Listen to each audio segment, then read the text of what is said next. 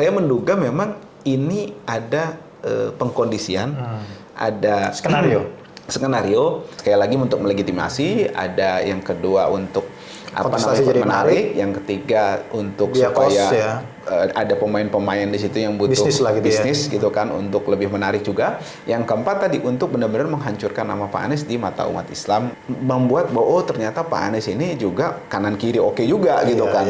Kalah lagi kan begitu kan. Nah, menurut saya selesai 4 itu. Dibandingkan menyelesaikan Pak Anies dengan nggak ikut, mendingan sekalian dihancurkan dengan begini. Habib arahnya ke mana nih? Ke Pak Anies atau ke Pak RK? Kalau di yang tadi umurnya sangat kecil, di tengah sangat besar, di yang kanan menurut saya lumayan besar juga.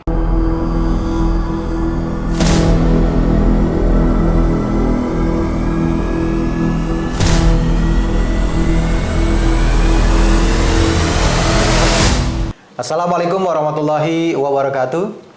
Kembali lagi di YouTube channel Halo Pengacara. Apa kabarnya sahabat Halo Pengacara? Semoga selalu dalam keadaan sehat walafiat, dan kembali pada kesempatan kali ini Halo Pengacara akan memberikan ulasan hukum terkait dengan isu-isu yang beredar di masyarakat yang menjadi polemik, menjadi pembahasan di masyarakat. Dan kembali bersama Bang Ajis Yanuar. Beliau adalah pengacara dari Habib Rizik Syihab dan juga Ketua Advokat Persaudaraan Islam ya Bang ya? Betul ya Bang ya?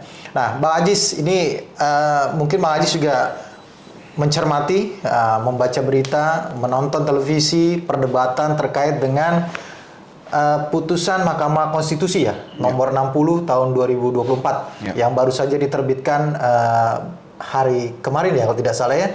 Itu yang terkait dengan pengujian pasal dari Undang-Undang Pilkada, kalau tidak salah ya. Ini banyak yang sudah membahas sebenarnya tentang ini. Tapi kita mau ambil dari sisi yang lain, Bang. Karena ada yang menariknya adalah, yang pertama sudah ada Kim Plus, ya kan? Kemudian cuma ada PDIP yang suaranya kalau tidak salah 14% begitu ya. Nah, yang mengajukan judicial review ini kan Partai Buruh dan Partai Gelora, di mana Partai Gelora ini kan masuk dalam Kim Plus begitu ya. Yang jadi pertanyaan adalah, Abang melihatnya ini putusan ini seperti apa? Apakah ini hal yang biasa saja, normalis secara konstitusional, atau memang ada sesuatu yang mungkin Abang bisa lihat dari ini? Ya, Bismillahirrahmanirrahim. Assalamualaikum warahmatullahi wabarakatuh. Waalaikumsalam. Pada para pemirsa Halo Pengacara sekalian dan Mas Heri. Baik, jadi memang saya melihat perspektifnya ini sedikit berbeda. Ada tetap landasan hukumnya, karena kan memang kita mengacu kepada putusan hukum ya. Dan juga beberapa mekanisme yang diatur oleh peraturan perundang-undangan. Nah, jadi yang pertama adalah saya melihat ini bisa jadi memang dari awalnya sudah by design. Sudah by design, artinya mereka mempermasalahkan ini ya. Terutama saya garis bawahi adalah Partai Geloranya. Ini dari perspektif saya ya pribadi. Nah, kemudian ini adalah bagian dari ancang-ancang untuk strategi-strategi lain. Artinya kita tidak menaruh telur di keranjang yang sama semuanya. Artinya beberapa opsi dibuka sama mereka. Itu yang pertama. Nah, kemudian selanjutnya ini adalah percobaan mereka yang kalau misalnya dikabulkan maka akan menjadi opsi menarik. Itu yang pertama. Yang kedua, ini adalah sesuatu yang tidak by design pada awalnya gitu kan. Mereka memprotes karena memang partainya ini suaranya kecil kan begitu kan. Karena menurut informasi yang saya dapat, Partai Buruh ini hanya 1,15% di DKI atau 69,969. Kemudian Gelora itu ada sekitar kecil lah kalau Gelora kecil juga di bawah itu setahu saya gitu kan. Nah, tapi memang yang jadi concern ini adalah ketika memang hal ini awalnya mereka memang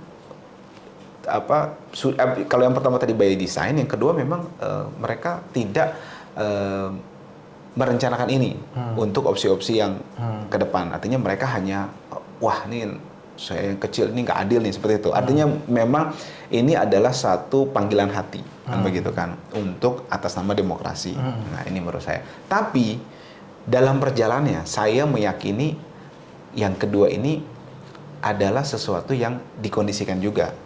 Artinya by design gitu. Kita jadi, sudah melihat dua-duanya by design. Ujung-ujungnya begitu. Nah, kenapa dari perspektif itu seperti itu? Karena memang kalau hal terkait politik nasional, itu saya meyakini semua itu ada invisible hand-nya. Kecuali kasus-kasus politik lokal, kemudian personal individu, nah itu mungkin akan lurus-lurus saja gitu kan, akan sesuai sama koridor hukum. Nah tapi kalau sudah ranahnya luas, apalagi nasional gitu kan, itu menurut saya ada invisible hand yang memang bermain di situ, di mana hukum dijadikan benar-benar alat politik.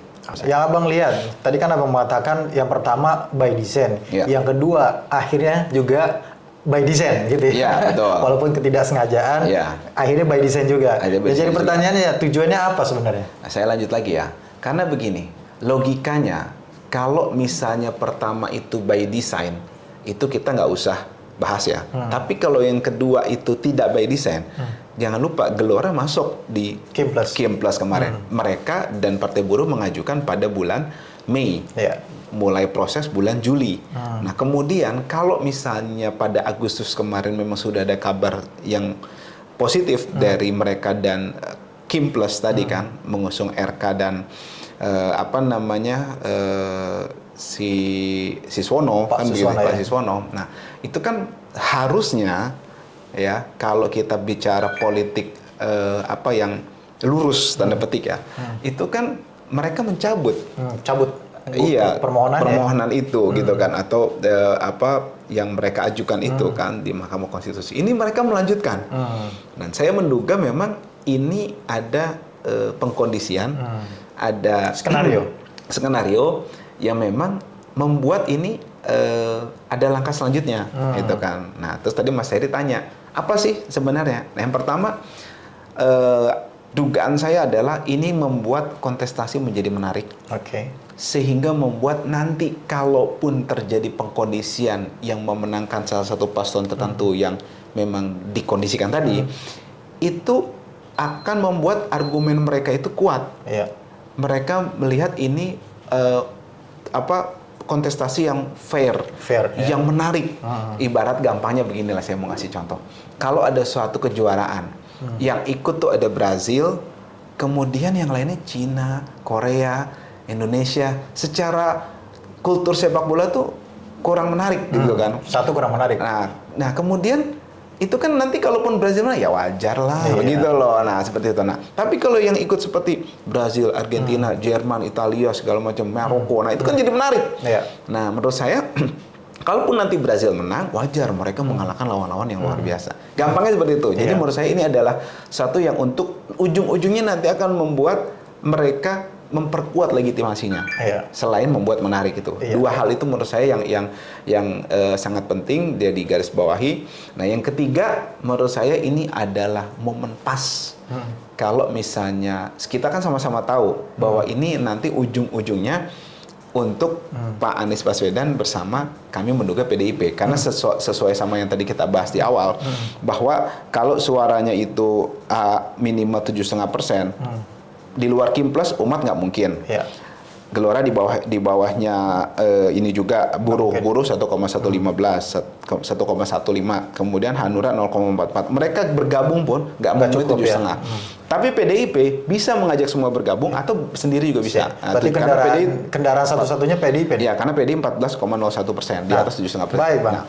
Selain daripada tadi legitimasi, kemudian menarik, ada kontestasi menjadi menarik, ada hal lain nggak yang mungkin dari analisa abang ini ada yang tidak mungkin tersampaikan gitu ke publik? Ya, yang pertama adalah selain yang kedua tadi, yang ketiga berarti kan, yang ketiga selain legitimasi kemudian membuat kontestasi yang jadi menarik, tambah menarik kan. Yang ketiga adalah jangan lupa, ketika kontestasi makin menarik, makin megah, makin menarik perhatian, di situ juga ada cost, di situ ada biaya, yang tentu saja banyak maklar-maklar politik di situ yang mendapat keuntungan dari situ. Ini disukai oleh mereka, gitu kan. Ada lembaga survei. Sekarang lembaga survei dan lain sebagainya, kalau misalnya cuma dua, yang ngapain gue survei udah pasti lah, gitu kan. Itu yang ketiga. Jadi sebenarnya pragmatis juga. Yang keempat atau yang terakhir, menurut saya ini adalah bagian yang sebenarnya krusial. kalau misalnya memang by design ini terjadi semua ya. Ya. Ini kan sebenarnya kita tahu bahwa yang ditunggu-tunggu dari putusan MK ini adalah majunya Anies, Pak Anies nih. Nah, menurut saya pihak-pihak yang tidak suka atau kontra terhadap Pak Anies itu pasti akan sedemikian rupa memasang kuda-kuda untuk nantinya menghancurkan Pak Anies, quote unquote ya, secara opini dan juga secara karisma dia menyelesaikan bahkan untuk hal tersebut. Nah, menurut saya kenapa ini ditujukan ke arah situ? Karena kan kita sama-sama tahu Pak Anies ini namanya di mata umat ini masih bagus. Nah, kemudian kalau misalnya sekarang diselesaikan, Pak Anies tidak bisa maju, namanya dia tetap bagus. Tapi kalau nanti ini dia masuk ke PDIP, yang notabene beberapa kalangan mayoritas umat Islam itu kontra dengan PDIP, ini kan merusak namanya Pak Anies. Nah, membuat bahwa ternyata Pak Anies ini juga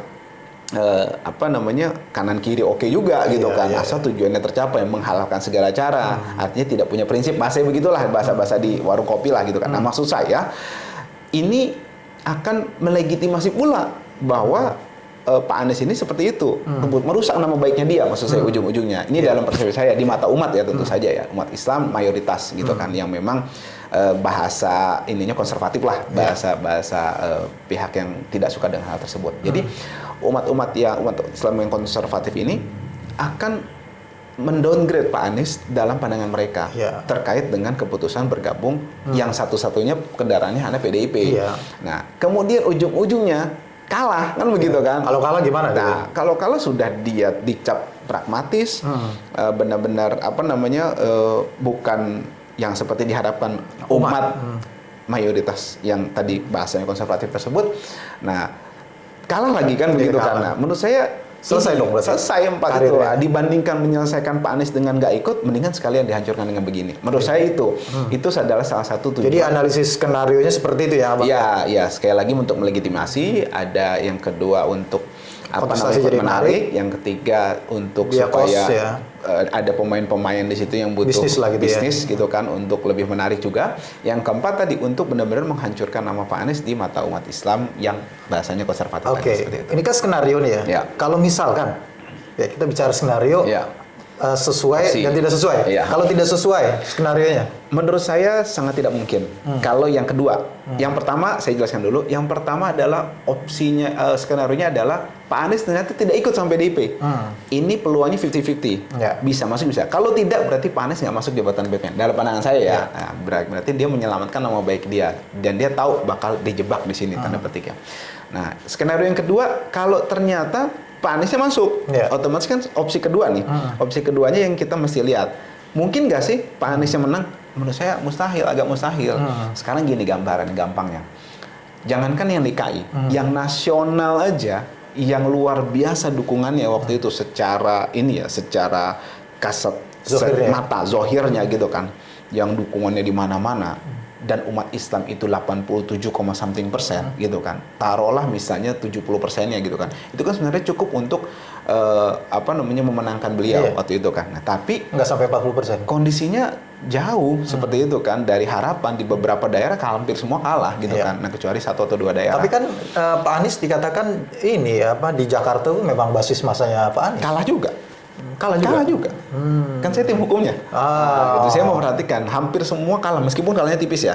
Nah, tapi kan kalau kita lihat Zohir, harusnya beliau menang. Karena pada saat itu didukung Nasdem gitu ya. Satu, ada dukungan partai politik yang nggak kecil. Yang kedua, didukung umat juga. Nah, menurut saya ini tidak lain tidak bukan ada invisible hand tadi. Ada beberapa pihak ya, institusi-institusi yang kita sama-sama paham lah. Abang gitu ingin mengatakan sulit lah kalaupun dia bergabung dengan PDIP sulit untuk menang gitu. PDIP juga kemarin nggak begitu bagus kan di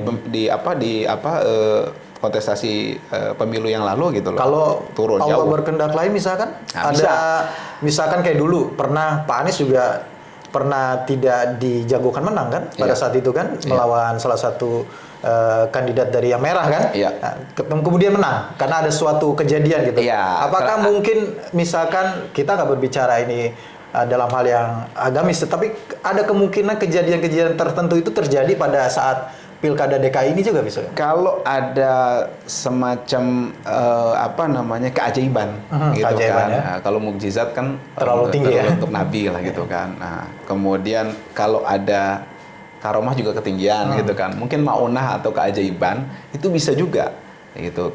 Karena waktu itu Pak Anies menang, suka tidak suka ada 212, ada Al-Maidah waktu itu. Iya. Nah, kalau ada kejadian seperti itu, mungkin bisa menang, mungkin. Nah, tapi kalau kalem-kalem lurus-lurus aja, yang nasional aja kalah. Kita kan ada hitung-hitungan lah gitu kan. Nah, sekarang yang nasional aja kalah, bagaimana yang daerah dia bisa menang tanpa kejadian yang tidak terduga tadi gitu loh maksud saya. Itu menurut saya hal yang harus juga dihitung oleh Pak Anies dan juga oleh para pendukungnya, juga oleh beberapa yang memang mau mengambil resiko di situ menurut saya bergabung di PDIP dan Pak Anies. Artinya Bang Haji sih mengatakan bahwa tujuan keempat tadi ya dari skenario ini adalah untuk membunuh tanda kutip ya karir politiknya Pak Anies begitu ya. Betul. Nah sekarang pertanyaannya adalah kan sebelumnya kita tahu bahwa Habib Rizik Syihab ini kan mendukung salah satu yang mendukung Pak Anies dalam kontestasi Pilpres kemarin ya, bahkan juga pada saat itu Pilgub di DKI. Nah, dengan adanya seperti ini ya, kondisi seperti ini, kemudian kemarin juga ada pertemuan gitu ya dengan elit-elit Gerindra gitu ya yang ada di Kim Plus gitu ya.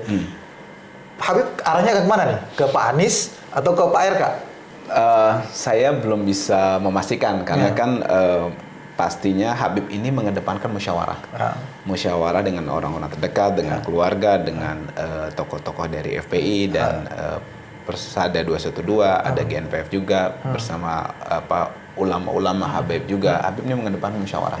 Artinya nanti pasti keputusannya berdasarkan musyawarah, bukan pendapat dari keputusan pribadi beliau. Itu yang pertama. Yang kedua, menurut saya tadi harus betul-betul dihitung siapapun termasuk Habib ya gitu kan. Yang kedua, selain ini by design, ini resikonya terlalu tinggi dan menurut saya ada hal-hal yang belum selesai dengan PDIP ini dengan kita lah gitu menurut saya. Jadi menurut saya hal ini jadi catatan. Tapi penting. Mungkin nggak misalkan Pak Anies itu diusung oleh PDIP, possibility-nya ada nggak?